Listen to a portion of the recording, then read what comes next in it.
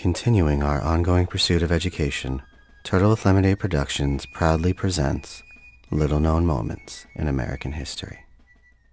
Before the demolition of the Berlin Wall, the greatest threat to the American way of life was communism, also known as the Red Menace.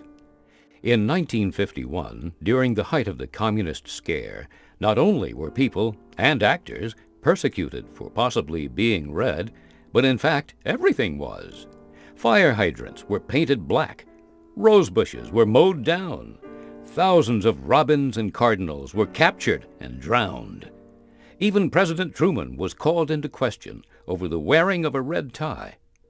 The greatest of these offenses took place on August 3, 1951, when 600 citizens gathered and torched the National Redwood Forest in California.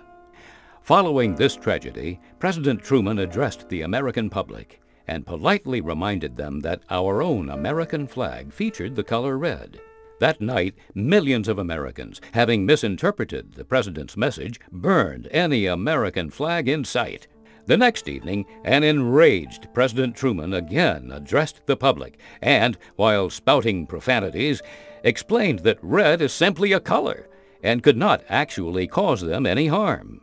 He cited several charts and graphs and even demonstrated an experiment which placed a presidential aide in the same room with an apple.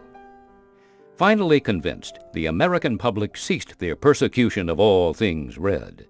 They even released all 8,000 red-headed prisoners from internment camps, and the color once again returned to the American landscape. This has been an installment of Little Known Moments in American History.